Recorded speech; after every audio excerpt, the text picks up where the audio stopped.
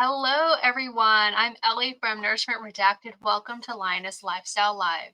Hey everyone, I am Christie with Meeting Wellness, and we're so glad that you are here and we're excited to meet with you this evening. And I'm Hayley from Meat is Where It's At. Please get those questions ready for our awesome guest by putting a QQQ or 3 question marks in front of your questions. And now, you guys, it is time for the Roar of the Week. So, the Roar of the Week is where we choose a comment that one of you wonderful viewers puts up after the show during the replay. And we pick one of those, we hunt through them, and we shout one out. So, this week's Roar of the Week is from Arlene Blackwood. Sorry, missed you all tonight, but checking you out now. Wahoo! Roar! Go, ladies. Love it. Thank you, Yay! Arlene. We appreciate you. Okay, well, let's give a big welcome to our guest for the evening, Rebecca Blackstone from Carnivore Wellness, the YouTube channel.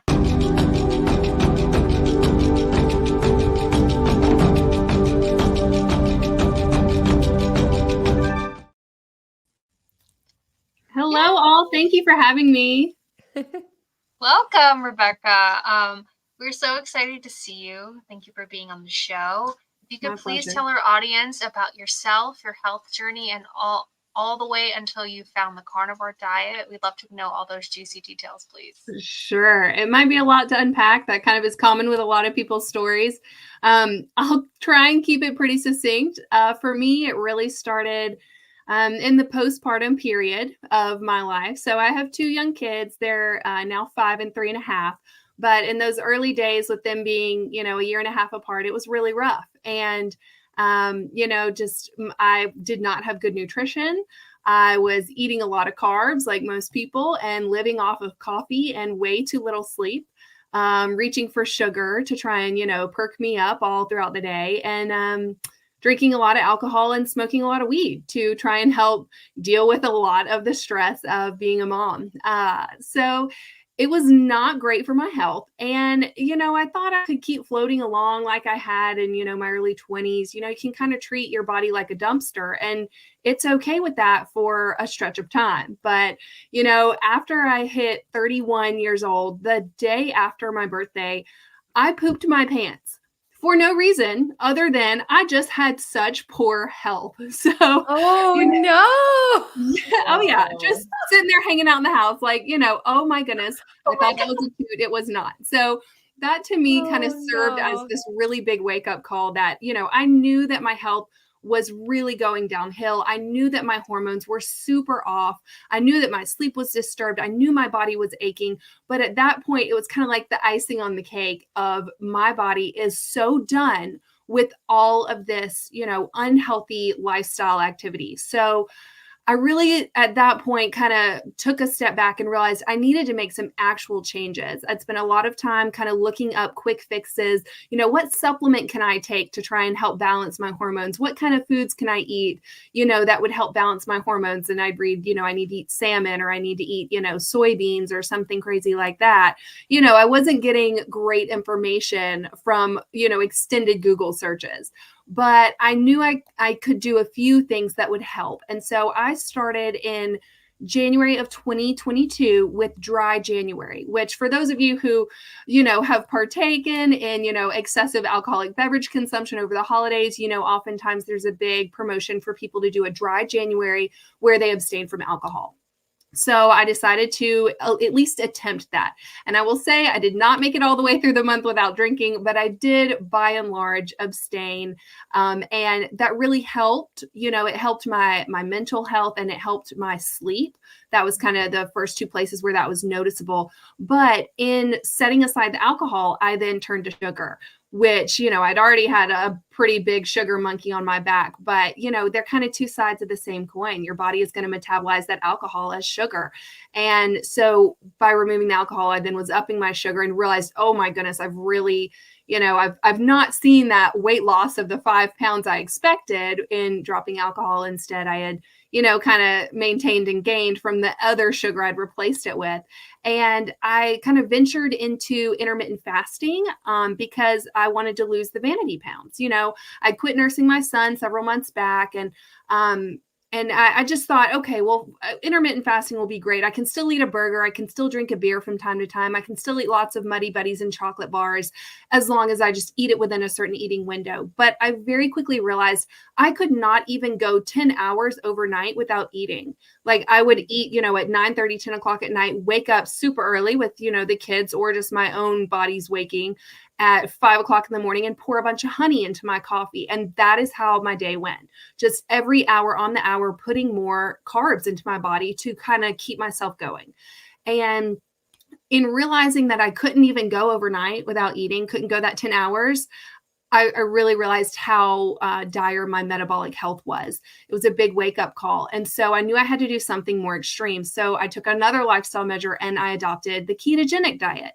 My parents had done it with great success in the past. So I'd known about it, but at the time I first heard about it, I'd totally teased them and said things like, how can you eliminate entire food groups? That can't be healthy. But, I was willing to give it a try. And I really dove into the research and the science behind why ketogenic diets work.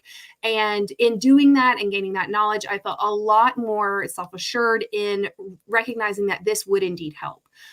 So I white knuckled my way through sugar cravings for like 11 days. I mean, and I am talking white knuckling every minute of the day, thinking about what food I wanted to eat and knowing that I shouldn't eat it. And just like looking on all the forms, how long is it going to take until, the cravings go away? And for me, it was really hard for the first, 11 days, but then finally a month or two in, things really calmed down and felt better. But had I only known about carnivore then, I could have quieted those cravings within a matter of days, and it would have been so much easier.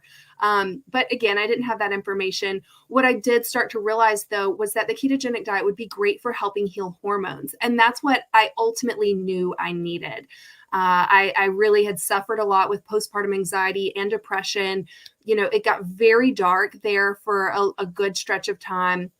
And, I wasn't sleeping well at night. I'd wake up drenched in sweat, be stuck awake from like that classic 1 to 3 a.m. mark. And, I knew my metabolic health needed help. And in that ketogenic diet research, I discovered, that the two biggest levers we can pull in resetting and helping to restore our hormonal balance are your cortisol and your insulin, and that those two go hand in hand. So really, in getting a hold of my insulin levels by not ingesting a lot of sugar and carbohydrates, I was able to see some benefit. However, even on the ketogenic diet, I experienced the mental clarity, and that was seriously a godsend for me because I was very ragey in my depression, and so that was a sign of depression that I didn't know at the time until my sister one day brought it up to me. Hey, that rage you feel all the time, that's actually a sign of depression. And that's when things kind of clicked for me in recognizing that that was actually what I was experiencing. But the being in a state of ketosis really quieted my mind. It gave me a lot of clarity and helped me be calm and centered around my kids, which is so important and so valuable to me. So I knew there was no going back, but I was still really struggling on keto because I come from a background of having a disordered relationship with food. And so I cannot moderate, and I continue to have cravings. So I basically would budget all of my carbohydrates for the day to still include an entire chocolate bar at the end of the day. Like that's not healthy. That's not exactly the point of being on a ketogenic diet. Thankfully, I quickly learned that the artificial sweeteners disturbed my gut health. So I didn't have that in my ketogenic diet, but I still was really struggling with cravings. The tracking that was, I had to constantly track and be on that. And I really felt like it wasn't sustainable. And for me, that was the biggest kind of glaring red flag of how am I going to do this for the rest of my life? Because I know I need this for my health, but it does not feel possible to continue this lifelong. So I was on some Reddit threads and had seen where folks talked about how, when they were on ketogenic diets, but they dropped everything except the meat and tried out a carnivore version, that they had no more cravings. And I mean, it blew my mind seeing these people talk about living life without cravings. What would that even look like in life?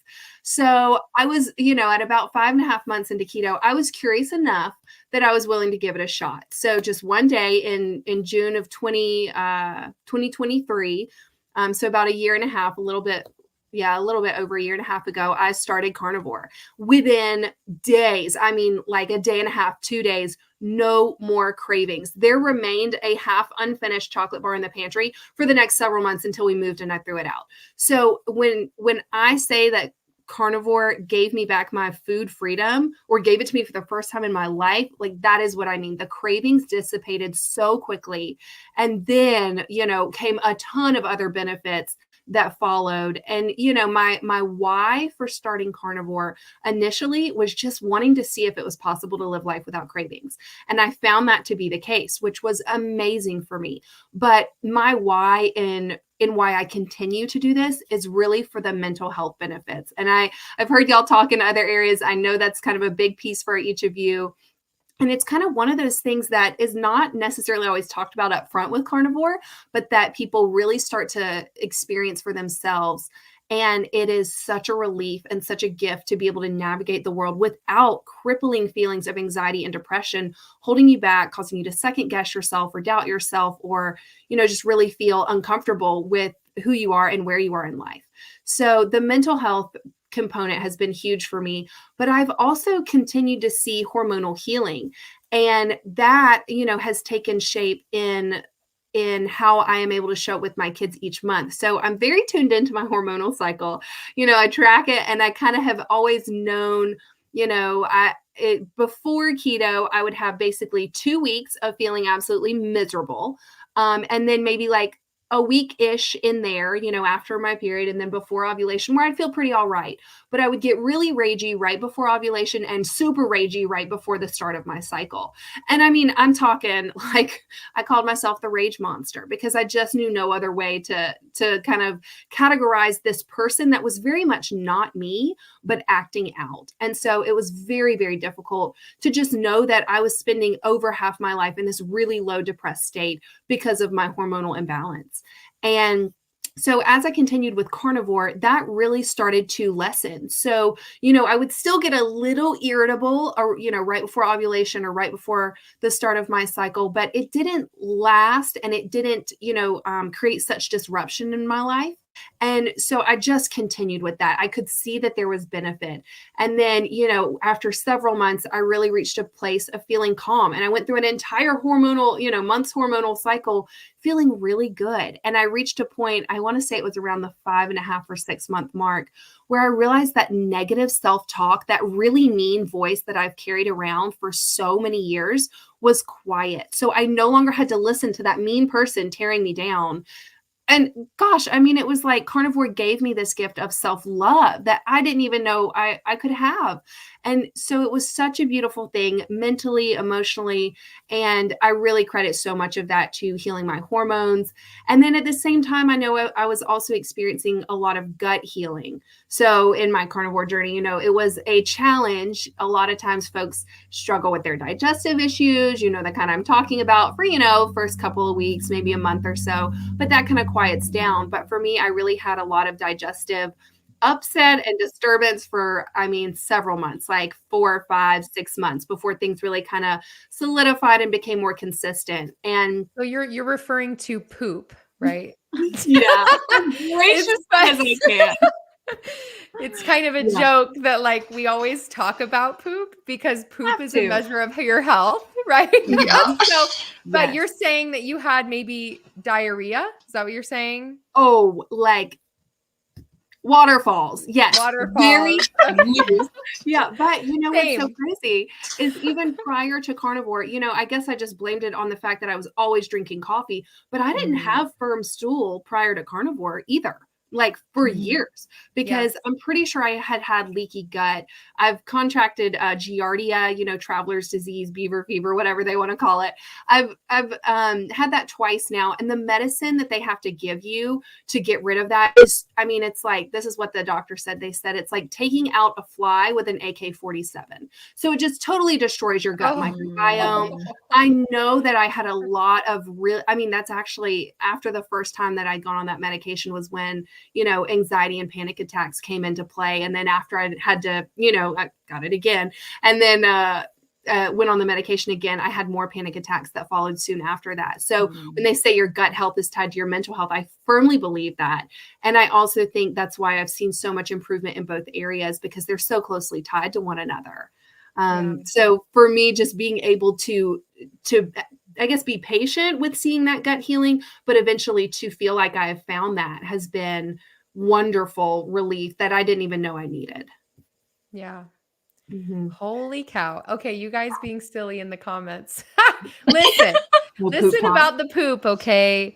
I had it too. I've had many questions and comments on my videos. I'm sure lots of people have, like, oh my gosh, I'm having straight diarrhea.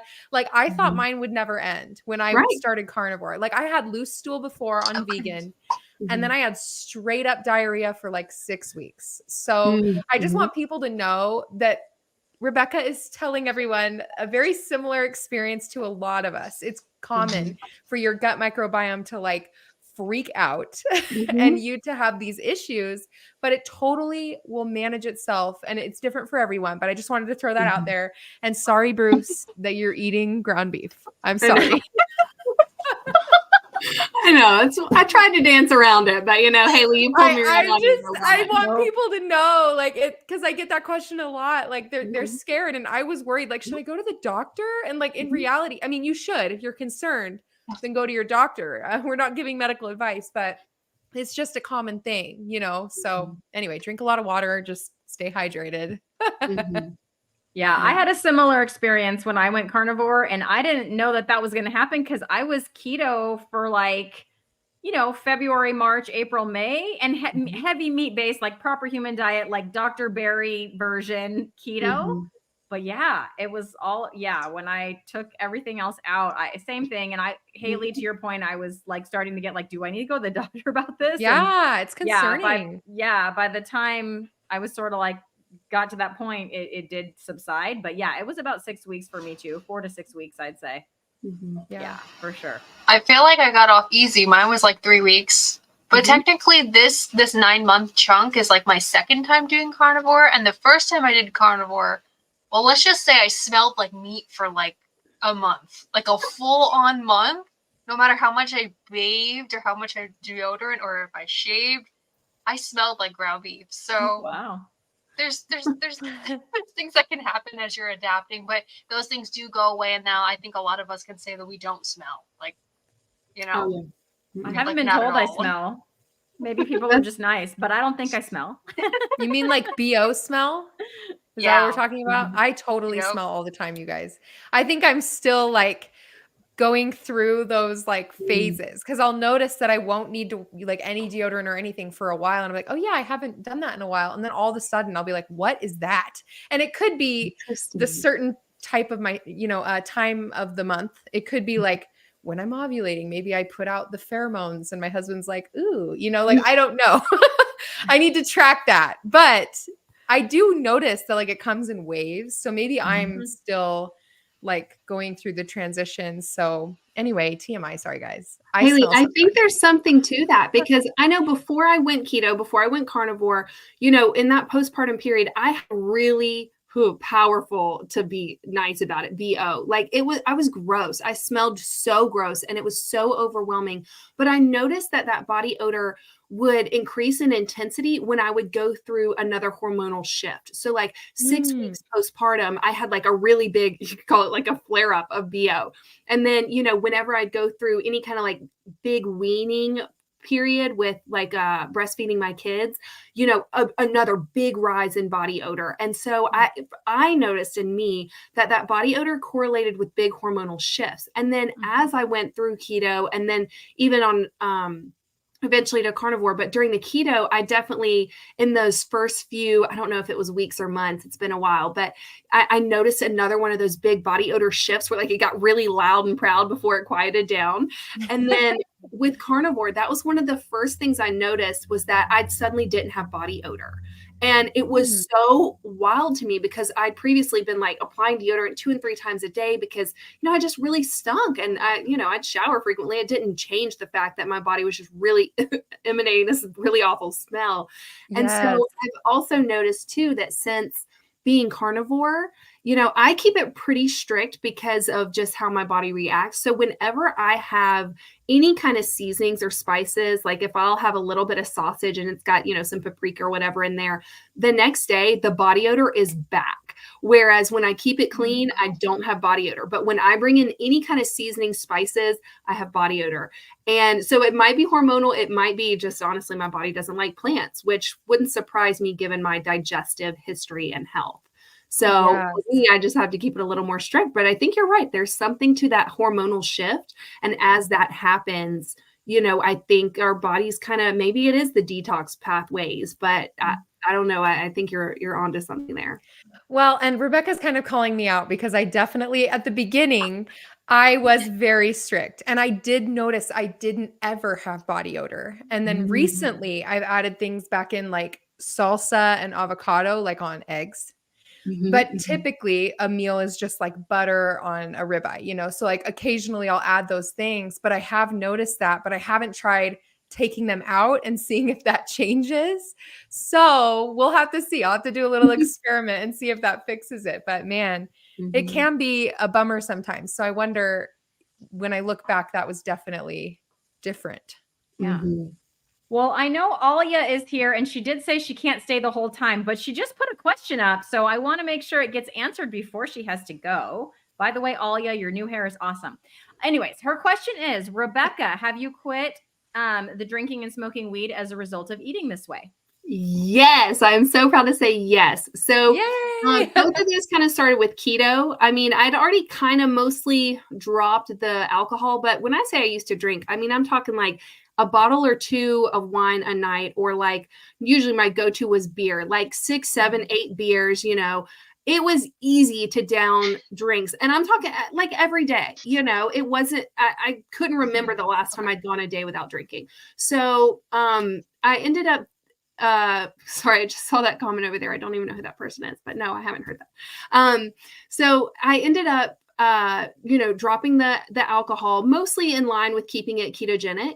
But I quickly realized those benefits and decided for myself that being sober was way more valuable to me than having that drink socially. And also realizing that I can't moderate. Like, that is not in my wheelhouse. I am a full-on abstainer. And, I've had way too many brushes with overindulging in alcohol before. And then smoking weed. That's a great question. So when I was keto, I continued to smoke weed, like a lot of it. And for some reason, being in ketosis, I had a much higher tolerance than normal. So I was chiefing up a storm. But in my, I kind of figured, okay, well, this is fine. I'm not drinking. I'm eating better. I'm just going to keep on, smoking marijuana. And that kind of helps me stay calm and cool with my kids. And that was fine. But then once I started carnivore, within, a week or so, there was one afternoon where, I stepped outside, smoked a little weed, and all of a sudden I felt terrible. Like, I was so tired. I don't know if you remember those old commercials where they had like the girl like turn into a pancake on the couch and she slid off the couch. I don't know if y'all remember seeing those PSA commercials, but that's what I felt like. I couldn't get up. I couldn't move. It did not provide me with calm or, a centered feeling. It didn't make me like kind of feel creative or engaged with my kids. It totally knocked me out. And so that was the last time I smoked weed. I realized, this is a plant. And I did Google this. I Googled to see if, does marijuana have a lot of oxalates in it? And the resounding answer is yes. I mean, the plant is known for the crystals it has. Well, guess what those crystals are? It's oxalates, or at least in part. And so I didn't want to keep putting that in my body. I mean, I inherently knew smoking of a plant substance like that, smoke in my lungs has got to be bad for me. So I decided to leave that. And so, and I also gave up coffee for the same reasons. I knew I was too dependent on it. It definitely, for me, increased my anxiety. And I really kind of wanted to go all in on carnivore and see what those benefits are. We hear people talk about how, like 95% of the benefits of carnivore are in that last remaining 5%. So I wanted to check that out. So I gave up alcohol. I gave up smoking weed. I gave up coffee, and I'd already ditch the sugar, those were my coping mechanisms. Like that was how I operated in the world. That's what I turned to for comfort, distraction, numbing. So all of a sudden, here I was, carnivore, having to sit with myself as I am and actually, focus on the inside and do the work that I had been putting off, that I had been trying to bury deep down inside. You shove these things into the closet or under the rug, these ugly parts of yourself you don't want to look at or sit with, but, with all these coping mechanisms. But without those at my disposal, I finally had to come to terms with who I am and how I show up in the world for the people I love, for myself. And there's kind of this concept in adopting new habits where you go through this valley of disappointment, right? Like at first you're all excited and motivated, and then you go through this place that kind of feels a little dark and a little scary, and you're feeling really uncertain and, just not sure. You kind of want to turn back, right? Like there were times where I wished I could unlearn everything I'd learned because I wanted to go back to that place of ignorance and numbing out and distracting myself. But there's no way to go but forward. So I leaned into a lot of that uncomfortableness. I spent so much time, consuming carnivore content, but also consuming a lot of personal growth and self-improvement type of content, leaned on people like Brene Brown and, Ryan Holiday. And gosh, even like dabbled in some meditation, like Pema Chodron, some of her stuff, and really just tried to collect a bunch of resources for helping me navigate that emotional piece and that personal growth and development piece. Because as much as we as carnivores can kind of tell people, oh yeah, like this is what to expect physically, there's a whole realm of transformation taking place in our hearts and minds. And that's kind of where I needed to put in some work. If you give carnivore time, patience, consistency, you'll see results. But if you don't ever address those places of hurt or pain, you need to heal those places too.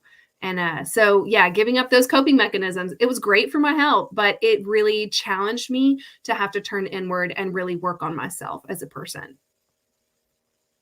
Wow, I'm that called was a out great again. What is answer. happening here? Yeah. See that final 5, what did you say? That last 5%? Can you say that Yeah. again? Yeah. So I've heard this before. I didn't make it up, but in carnivore, the last, I think 95% of the benefits of carnivore come from that last 5%. So when you ditch the seasonings, when you ditch the Yep. coffee, when you take out the little glaze or whatever, or, primal kind of catch up thing, once you take that out, then you see more benefits. That's been my experience. Some people are able to continue to include those and they do phenomenal.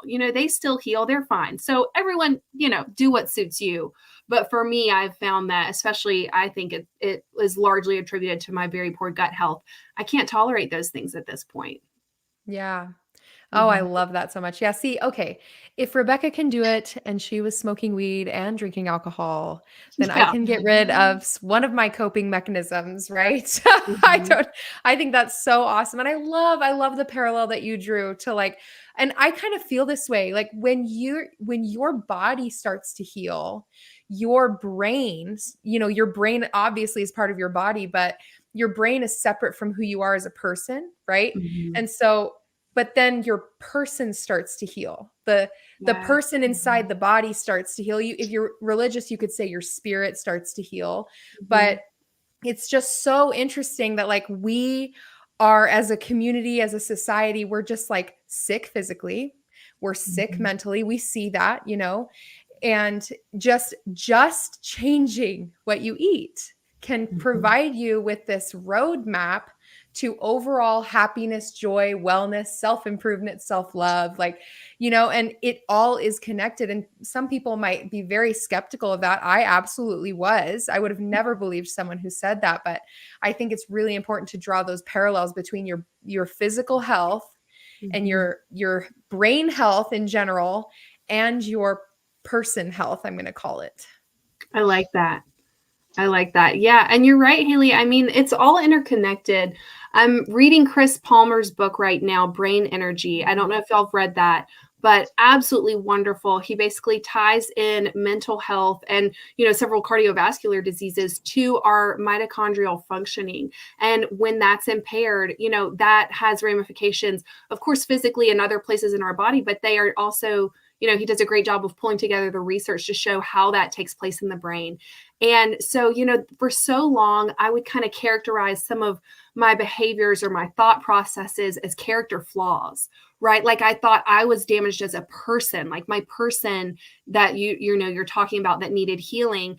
I kind of view that as something that where I was deficient and flawed as a human being, which really, as I've healed on Carnivore, I realized so much of it was physiologically driven. And so it's been this gift of grace for myself in realizing that it wasn't me. It's not that I was a terrible person or a bad mom or that, I was like being an ungrateful, selfish, whatever you want to fill in the blank with there. But instead, it was just that I was in desperate need of healing and my brain was being impacted. And it of course translates over into those other areas you're talking about. It was rough, but getting that healing has really made such a difference in my view of myself and how I'm able to be, show up for other people. Yeah. That's don't beat how I yourselves feel up too much, too. guys. Yeah, seriously. Like I remember this quite early on in my carnivore journey. It was around like 90 to 100 days. So it was kind of significant in the journey so far. And I really resonate with what you were saying. Like I was able to finally think so clearly and calmly that I was able to think about previous traumas, abandonment issues that I have. My self-esteem has been rising consistently since then.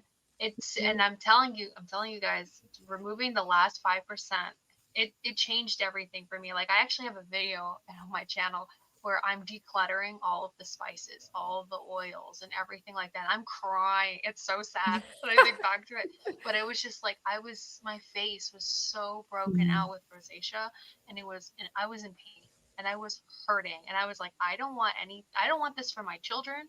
I don't want this for myself. I don't want this for anybody who's watching my content. Like I want to show that like I'll do the big hard, that big step forward if it's going to help somebody else. My mic is low. Let me bump it back up. Okay, there we go. So Rebecca, I find that the way you speak, it's very inspirational, and we do know you're a Rivero coach. Do you want to tell us a little bit about your services and what you can do for people? Yeah, thank you. Thanks for that opportunity. So, I was so greatly impacted by Carnivore. I knew that, like so many people, we want to turn around and spread that message and share this powerful way of healing with others. So I believe it was January of this past year, so 2023, I signed up for Rivero Carnivore health coach training through, Sean Baker's company. They no longer offer this since they've kind of shifted their business model a little bit. So I feel so grateful that I was able to get in and learn from him and, participate in that coaching training. And I knew I wanted to use this in some way, shape, or form. At the time, I was joined up with another carnivore community and, was a moderator there with thoughts that I would become a coach. But my own personal life, we were moving across the country. I had to take a step back. We kind of focused on our little family and our big transitions for a bit. So then once I, truthfully, once I got the kids back in school and I had some time and some breathing room, I decided to start a community myself. So I have started the Carnivore Wellness Community, and it's, it's small and it's growing, but it's a group. It's basically a place where carnivores or anyone on the meat-based eating spectrum, even if you're just interested, can come and join and share stories and, inspiration, gather some hope from one another. I think there's so much power in us sharing our stories and being connected. Conversations like this, light me up. I love this stuff. So that's what I wanted to do, was create a space that fosters those kinds of connections. So in that, I've got a lot of great stuff that has, free access to an entire, carnivore e-course, basically all the information you would need to get started with confidence, with a plan, that kind of caters to your background and your personality, as well as like meal plans, grocery lists, things like that. And then, also I do weekly lives in the community so that I can, check in with all the members. But if folks want to take it a step further, I've created a monthly commitment membership space, and that gives folks access to 3 times a week live Zoom calls, And they're basically small group coaching sessions. I mentioned the community is still small and growing. So there's always time for everyone in the meeting to speak multiple times, really. And so we check in with everybody, kind of share where you're at, what you're working on, what you're thinking about, what's going on in your life. And it really is a great place for building friendship and connection. And the accountability piece has been huge. I mean, there's one member who she's been coming for quite some time, and she's dabbled in ketovore, but she hasn't really taken that plunge into carnivore. But just within the last couple of weeks, she's decided to take those steps. So she's like in the early stages, and being able to sit there and witness that transformation as she shifted her mindset and really started to embrace this has been amazing for me and for all the other members. So it's just a really great space to provide that opportunity for folks to connect. And then I also host a book club. So this month's book is that Brain Energy book I talked about by Chris Palmer. And so we host 2 meetings a month to discuss a book. And sometimes that book is a carnivore-based book, and sometimes it's more of like a personal growth and development book. Last month, we did Atomic Habits by James Clear. And so it just leads to great discussions that really allow us to explore different mindsets, lifestyle, and habits. To kind of help us as full people, not just people who put meat on our plate, because it's great to have that information, and we certainly provide that. But I also want to make sure that we're taking care of that personal growth piece, because, like I've talked about for my own journey, that was so impactful. And then I do offer one-on-one coaching if that's something that someone's interested in. There's information in that community, in the free community. You can still access me for one-on-one coaching if that's something you choose to do. I'd be more than happy to work with anyone.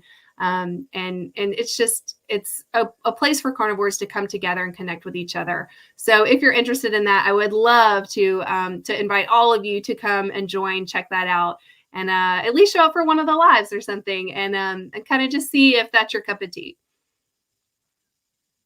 That's awesome. How do people access that? Can they get there through your channel? Like if they go to your channel, Carnivore Wellness? Or... Yeah, they definitely could. And I can also post a link real quick here. Let me get that and bring that over for us. And I'll put that up in the chat. And Great, then you can click that link, you can go join, and you'll immediately have access to all of those free resources, that free e-course. You can start interacting with the chat feature in there. And if you wanted to, contact me for one-on-one coaching, information is there. Or you could sign up for that monthly commitment so that you can join in on those 3 times a week live Zoom calls. So really great value there for anyone who wants to connect with others. That's great. Well, we have some people here in the chat. First, I want to shout out Bruce. Bruce, I think, joined Ellie's channel. Yay. So yay, Yeah. Thank you, Yay. Bruce. Thank for you so joining much, Ellie's Bruce. channel. Yep, I know Thank she you. appreciates that. Okay, David. I didn't do it, Ellie. I didn't do it. David did it. It's his fault. Put up the banner, I wasn't girl. ready. Put it up there. There. So he's saying, as you can see, Rebecca, I'm like the picanha queen. I don't know how this happened, but here we go. So Christie, what is your picanha recipe? Like 500 for a few minutes, then turn oven off and let sit there a while. I have a big honkin' piece ready to cook. I love the sound of a big honkin' piece of picanha, David. Okay. So what you do is you take some butter, you get it. I just put it in the microwave, not till it's melted, but just till it's nice and soft. I put the butter and also the smoked Redmond's smoked salt all over that picanha and just kind of rub it in. And then, yes, 500 degrees, 5 minutes per pound. So I don't know how big you're talking here. Let's say it's 4 pounds. That'd be 20 minutes. And that kind of makes the crust on the outside. And then you just turn off the oven and just let it ride. Don't open the oven. Just let it sit in there for 2 hours and you'll be very happy. So there you go. I tried to make it quick because this is not my show. This is Rebecca's show. Yes. I don't even know if she likes picanha. Rebecca, You know what? I haven't even tried it. I've just heard I haven't either. To try. We talk about it all the time, and I'm like, I need to get my hands on that. Move it up to the top of your carnivore to-do list because Yes. it's super good. And my son is on, I don't even know anymore, day 8 or 9 or something. I don't know. So he just had picanha for dinner. It's like one of his favorites. Yeah, he's doing fantastic. But yeah, he was so excited that we had some leftover picanha. So give it a try. Okay, Susie has a question. She says, when the gut heals on carnivore, does it happen in stages? I mean, I would say yes in my own experience. And I don't know that they're clearly defined stages, just from my own experience. It kind of was like, just going to take a long while for me. And I, kind of like Ellie mentioned, she didn't have that long of a stretch of time. Whereas like Christie and Hayley, y'all kind of had more like the 6-week mark of kind of dealing with that loose stool. Whereas mine really was more like 5-ish months, like give or take. And even then it didn't stay consistent all the time. But that was when I started to really see a difference. So it does happen in stages. And I think it's going to depend a lot on what your digestive health is like prior. So just kind of assess where you are and where you think your gut health is.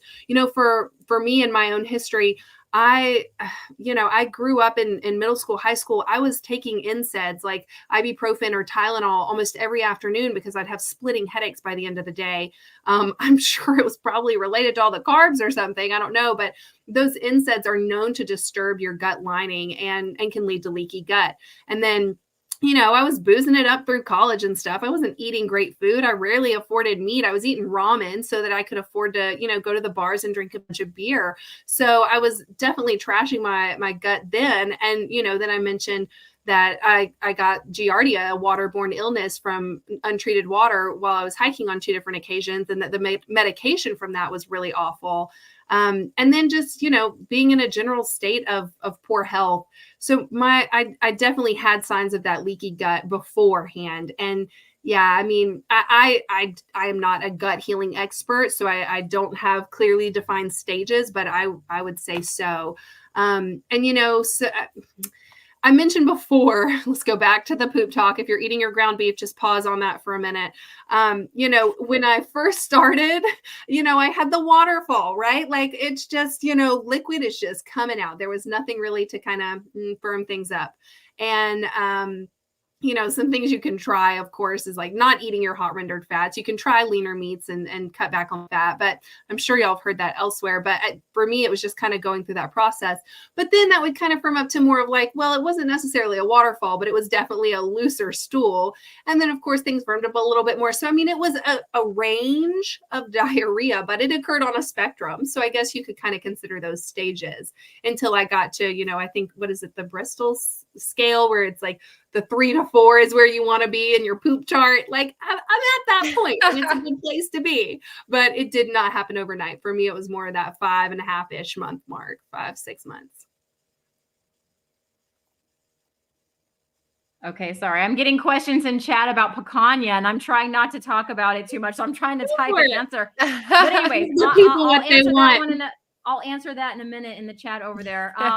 So I have a question for you, Rebecca, because you filled out our Google form, and I know it's been a while because our show was pretty booked, but it was kind of perfect timing for me. So when you filled that out, one of the things you said was you talked about how, in fact, it was in the first sentence, I'd love to have an open conversation about how I've gained weight on carnivore and how repeated attempts to restrict in order to shed excess fat continually disrupts my hormonal regulation. And, and then you went on, but I'm going to let you do the talking now because recently I've started gaining weight as well. And there's a couple people in chat that we're kind of supporting each other because we're like, but we still feel great. But it's so difficult for us who've been yo-yo dieters when that scale starts to go up. And I'm talking about inches too. So, some people say, well, it could just be muscle and bone. And like maybe some of it is, but I'm gaining inches in the hips. You know what I'm saying? Right. Yeah. Ooh, Christie be looking fertile. I like that. Well, you remember our previous conversation when we were talking? Who was that? I'm so bad at recalling people's names, but she was talking about Dr. Salcedo. The OBGYN, Rebecca, said that when women hit menopause, their weight will go from the hips up to the waist. So, I mean, we could look on the bright side that at 48, my weight is still in my hips, girls. Yes. I think she said in your stomach, like in your gut. So it like pushes forward. Yeah. Yes. So, but Christie be looking fertile. That's not bad, right? Curves for Christie. All right. I'm making a banner. Thank you, Hayley. Put Christie on the spot. It's okay. It's all right. I got broad shoulders. I teach 10-year-olds. I can take it. Okay. Sorry, Rebecca. Please share with us your experience with that. Did you get through that? Did you ever lose weight, or did you just gain weight to where your body? Hayley, I'm going to put you in timeout. Yeah. So I would love to sit up here like, yeah, I gained some weight for a while and then it all fell off. But that did not happen. And I will tell you, I've got like two parts to this, right? So about a year ago, I was at that point, I was about 7 months on carnivore. I was feeling really good. My digestive system had regulated. My hormones were feeling really good.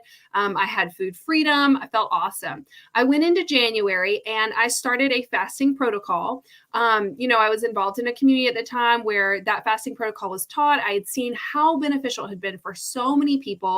I absolutely believe fasting can be a wonderful healing modality for the right people in the right circumstances at the right places in their journey.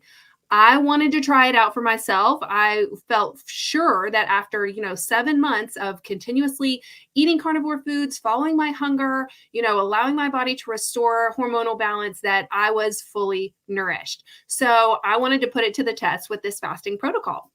I'm a slightly stubborn person at times. And I, started off doing fine with the fasting and I was feeling good. But I started to get some pushback from my body and ignored those signs and stepped right on over them and kept fasting. So I was at the point where I was doing, 24-hour fasts, and then I was doing rolling 24-hour fasts, and then I was doing 36-hour fasts and rolling 36 hours fast. And then I did a 48-hour fast, and I was gearing up to continue doing that. And I just hit a total roadblock tank moment. I was like absolutely angry at fasting. It was this crazy revolt from every cell and fiber of my being. And my body screamed, absolutely no more of this. We're not here for this. So I, with that over fasting, I'll quickly touch on some symptoms. I had, headache and hunger and suggestive hunger, which comes and goes, but like mine had really amped up. And then I got to the point where I was so cold and couldn't get warm. Like, it's okay if you get a little chilly while you're fasting, but like I had that core cold where you're shivering and can't get warm no matter how many layers you put on. At one point, like I was physically shaking, like for no reason other than just my body was totally, having to fire up my adrenals to try and keep me safe and get me to go out there and like kill something and eat it. And I pushed past all of that. So in the fallout from that, pretty much 3 weeks, a month or so of fasting, my anxiety returned. My cravings for non-carnivore foods returned. So I lost two of the biggest reasons I'd become carnivore, the food freedom and the relief of anxiety. I even had some mild depressive symptoms come back. My hunger was insane, like through the roof. I could not get enough food. So I wasn't just feasting like 2-3 meals a day. I was back to eating around the clock. So I put on even more weight. So I'd like put on a little weight prior to, in that first 7 months. And I'm like, okay, this is my body healing. And then I fasted. I might have lost, I don't know, a handful of pounds. I wasn't getting on the scale, but I could see some differences. And then after that over fasting period, the weight was tacking back on because my body was like, whoa, we thought we were safe. We're not safe. Here she goes again on another restrictive cycle. Hang on to everything you've got. And so this, like that intense hunger, that period lasted for about 3 months where I was having cravings and my appetite was through the roof. And during that time, I had really poor sleep.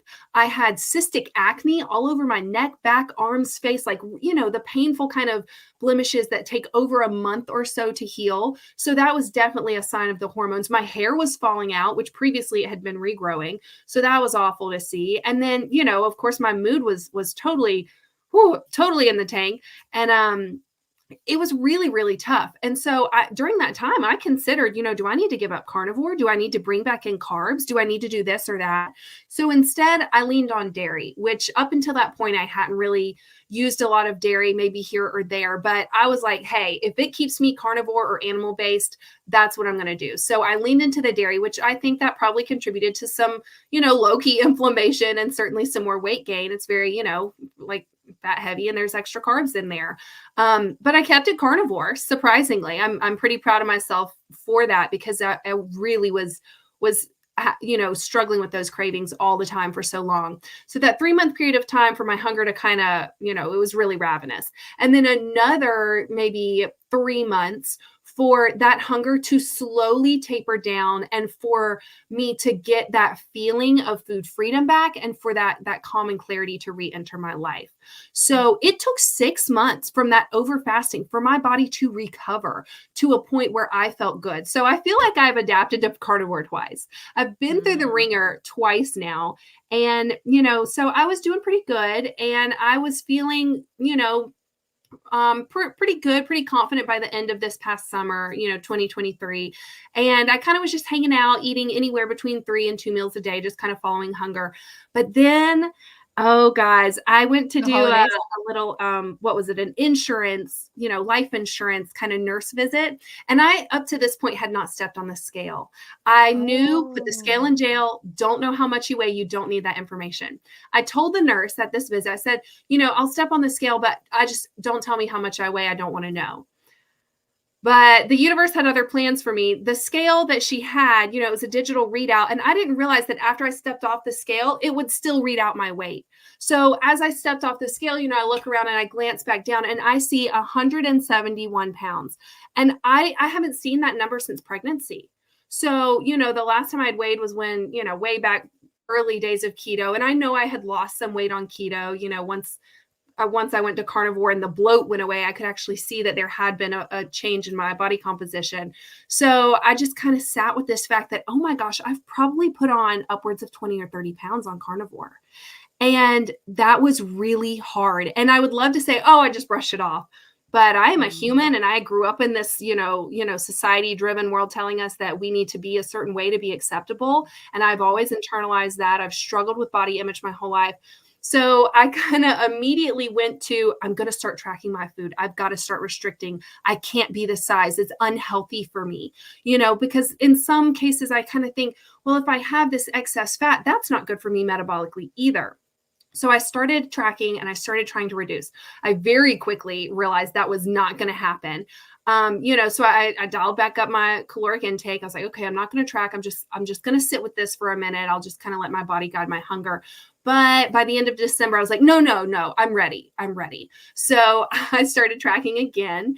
And, I was getting cold. I was getting irritable. I was noticing in the gym that I was not able to perform as well. I was barely able to get my reps. Sometimes I couldn't even get the same reps. I was having to lower my weights. And I'm just thinking, oh, somebody asked how tall I am. I'm 5'7". And so, I was really struggling. And I did kind of dial up my caloric intake and I was eating around like 2,600 calories a day. And I thought that was okay. And I was losing weight, and I was stepping on the scale. I'm like, oh yeah, good for me. And then with this last hormonal cycle, I always feel pretty good the first 2 weeks of my cycle. Then I ovulate and then I get really hungry. And if I'm going to get moody, it's going to happen around that time. I usually call it like going inwards. And so, but I wasn't just going inwards. I was like really down in the dumps. I had no energy, no motivation. I could feel that the hormones were becoming disrupted. My sleep was incredibly disrupted. I suddenly wasn't sleeping through the night anymore. I was having trouble falling back asleep, having trouble falling asleep to begin with, which I haven't had that issue in quite a long time. So I was getting all these signs that my body is not okay with this restriction, even at that quote higher caloric amount, like 2,600. People are always thinking that that's like, that's kind of the high side. You need to take it down to 1,800 a day. That would like put me in starvation mode. I've done the calculations and I'm pretty sure my body is at maintenance at about, 3,600 to 4,000 calories a day. And, I have since decided, I'm still tracking because I'm curious, but I'm no longer telling myself no. And I'm maintaining that, that 170, I kind of regained a little bit after what I'd lost, which was interesting. I stepped on the scale and I thought to myself, I'm weight restored, as opposed to, those like that extra weight. I didn't feel that tension this last time. I instead thought, thank goodness my body's back to a place where it's going to feel good. And so I'm just kind of tracking along and I'm eating, about 4,000 calories a day and maintaining. And my performance at the gym is, I upped my weights this last week and I'm back to feeling strong and getting those reps in. So I'm just kind of entering this new phase where my healed body looks like this right now. And my healed body needs this extra fat storage for whatever reason.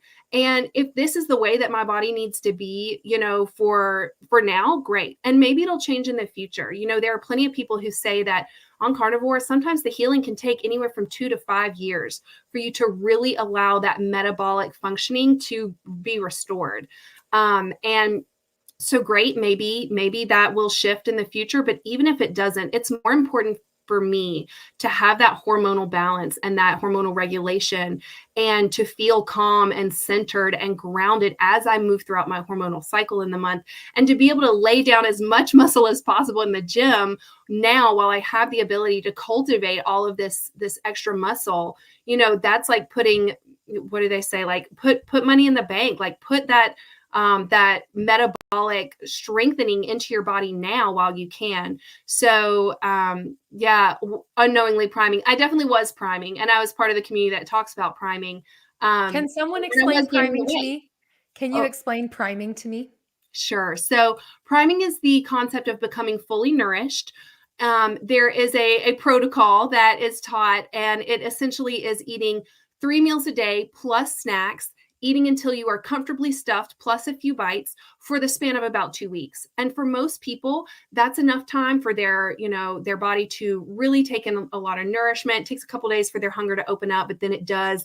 They feast, and then their hunger starts to close up, by the end of that 2-week time period. And for a lot of people, that serves as a great jumping off point to then go into a more, a fasting protocol, dropping down to 2 meals a day or, 1 meal a day, or then, even going into longer term fasting.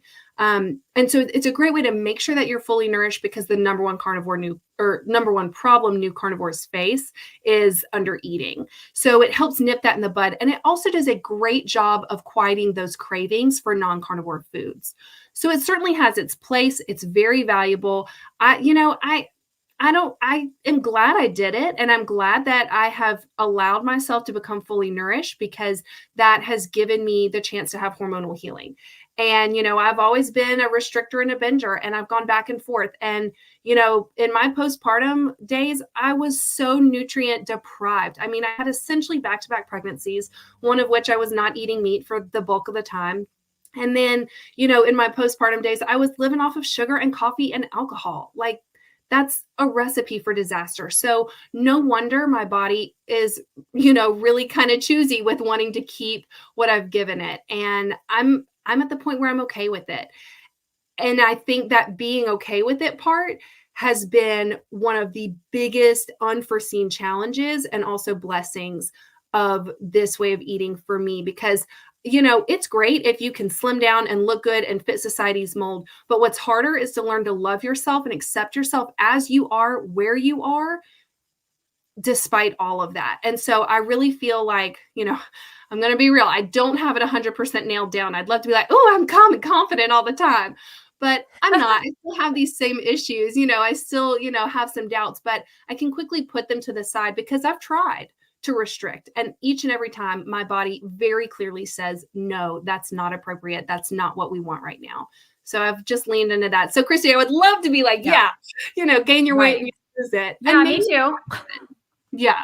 But also, I would love to be that way too, but I appreciate that answer because it was the same for me. I tried, fasting or restricting or whatever, and my body was like what you said about the headaches, like headaches and dizziness, and I'm like, this is not good.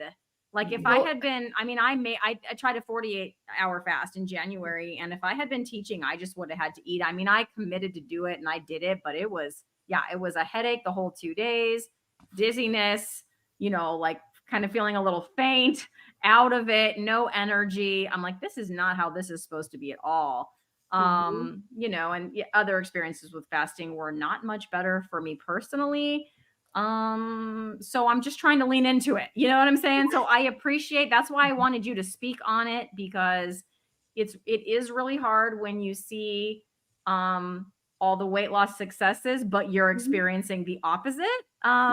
It's hard to just be like, this is what my body needs right now, because we were all raised in that, like, and just the mindset is very hard to overcome when you've had, I've got to stay thin. I've got to fit into these jeans for, I don't know, 30 years is probably how long I've had that mindset.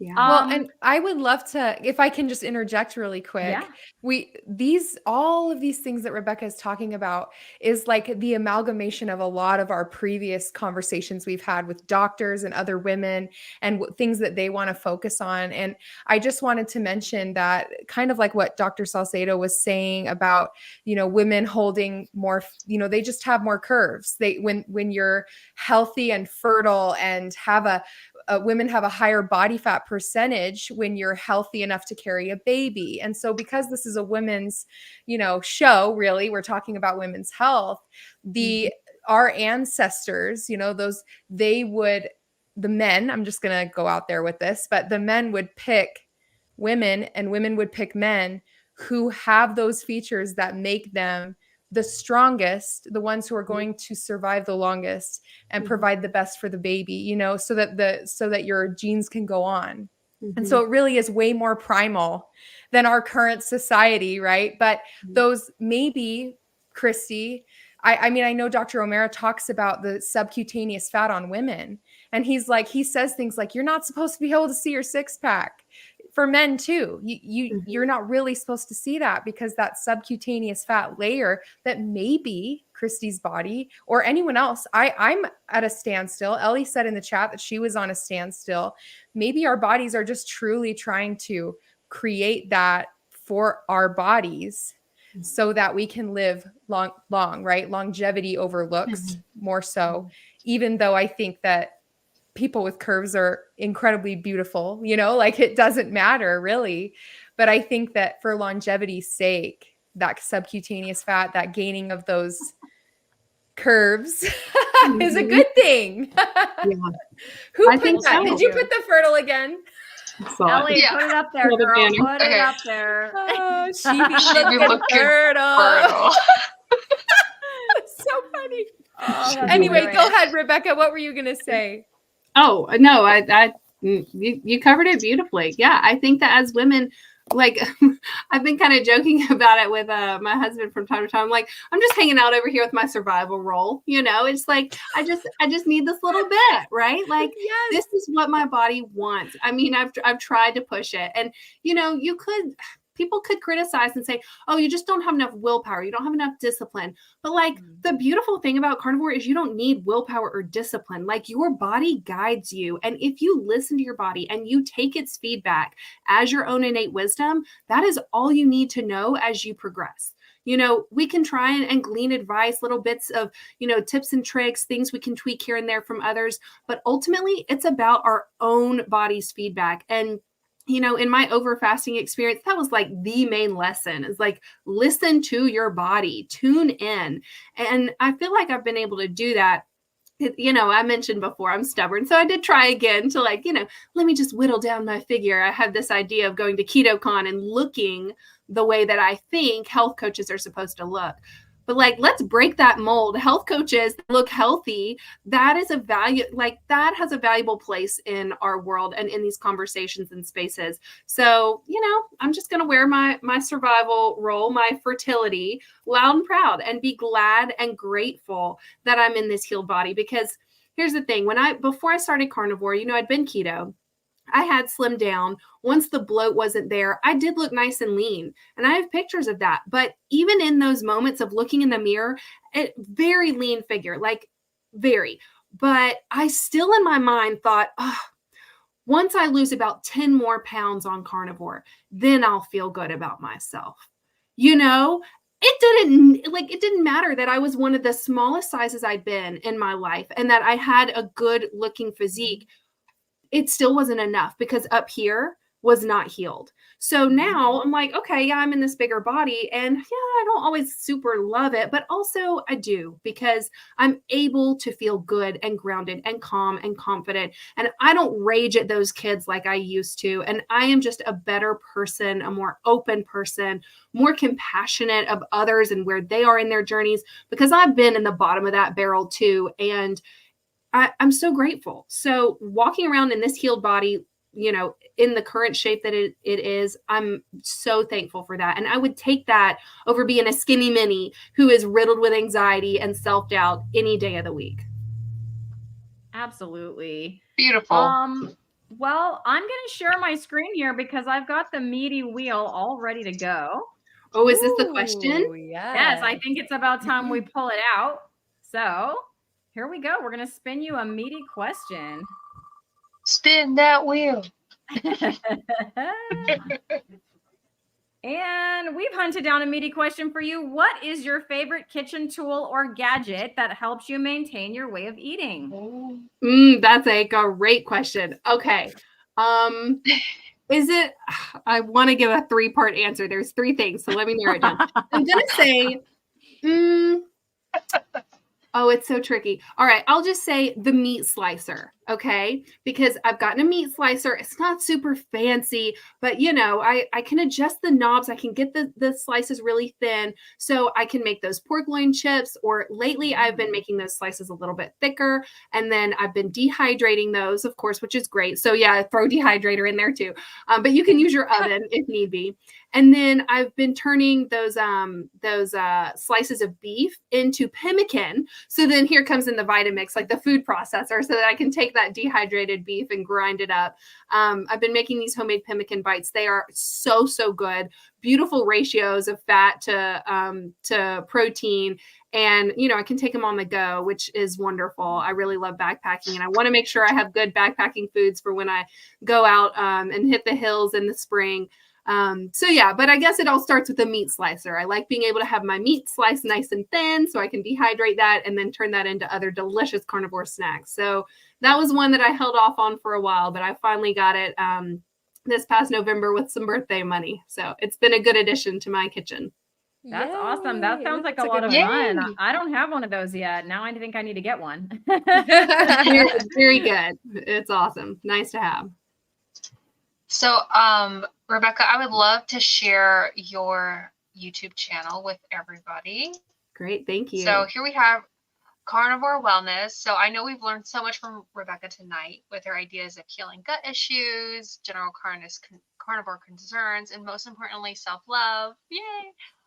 Remember that Rebecca offers one-on-one coaching, and the Carnivore Wellness community is her passion project, and it's on the Mighty Networks platform. So please subscribe to her channel, and if you're interested, go look up her Mighty Networks group, and please go subscribe to Rebecca Carnivore Wellness. Thank y'all so much. Thank you. I appreciate everyone who's gone over there. Susie Q was wondering if you have a link for the meat slicer. I bet I could have one. find it. I don't have a meat slicer, but if she has one, yeah, it might take me just a second. Yeah, no worries. But yeah, I think it's actually the one that Anthony Chafee recommends. I want to say. Okay. So I mean, it's a decent price point. Let me slicer. And I don't super love it. It's not the best thing in the world. Like, it is manual. You have to adjust it yourself, but it's a good entry price, $65. Let me see if I can copy this link. Here we go. Yeah, and I will put that in the chat. Yeah, and shout out to Susan, my girl Susan. I appreciate you being here in the chat tonight, Susan. Oh, sorry. And that's okay. David would like to know where in the U.S. you're from, because he's kind of detecting a Southern accent. Maybe that's my one. I'm originally from Georgia. Right now we're living in Eastern Tennessee. We've spent time everywhere. We, recently sold a home in Montana. We've lived in Oklahoma, California. So we've been all over, but yeah, I'm a Southern girl at heart. And then just your answer to our meaty wheel is generating all these questions. Bruce would like to know, when someone else asked you about the pemmican, do you have a recipe for the pemmican on your channel? It is not on my channel. It is definitely something I'm going to work on, but it is on my Instagram. So if you want to go check that out, it's the same thing at Carnivore Wellness. You'll find me there. And I think it's one of the more recent reels up. So if you go there, you'll be able to find it pretty easy. Basically, you just take dehydrated meat, weigh that out, and then use equal parts of rendered tallow. Warm that tallow up, mix it together. If you want to add salt or seasonings, you can, but it's the same weight of dried meat as it is to the weight of tallow. So very, very simple. Awesome. I put And the link then- to your Instagram in the comments, so you guys can check that out. Perfect. Thanks, Ellie. Thank you. Brett is starting I think it's a live stream where he's interviewing people. He calls it the Meat Locker. You get to be in the Meat Locker. And Brett, I mean, I'm not going to speak for Rebecca, but he would like to know if you would like to be on the Meat Locker. I would be so honored, Brett. Yes, absolutely. Anytime. Just let me know. All right, there you go, Brett. You're all set. What is Aaliyah referring to? Where is she? What is this? Is this she's from our referring to show? us. Put it up again, Ellie. Oh, I added Looking things fertile. to it. It's Looking even better. fertile. There we go. That's so funny. That's what Ollie is referring to, I think. I mean, Didn't that's we what I bring think. that up? Didn't we bring that up on our show with her? Was that I Maybe. think you did. me Maybe thinking we of a did. different It's one? been But a while, anyway, we'll have to go back and That's funny. rewatch that. We He's probably did. Okay. We probably did. So funny. There's Anyway. I see somebody Well- asked what's the shelf life of pemmican long-term prep. I mean, it's if you do it right, if you dehydrate the meat fully and you have the rendered tallow and it's fully rendered, it is pretty shelf stable. I mean, I guess for legal reasons you'd have to cap it at a year if you were selling it commercially, but I mean, no, you could leave that thing on the shelf forever. Okay, guys. Are we ready to roar? Who's ready? Put your roars in the comments, guys, so we can shout you out. Please no barking or snarling or anything Okay? We want Non-cat-like. No non-cat-like. Yes. Sound, please. Okay. You guys ready? 3, 2, 1. Right. Oh, that was awesome, Rebecca.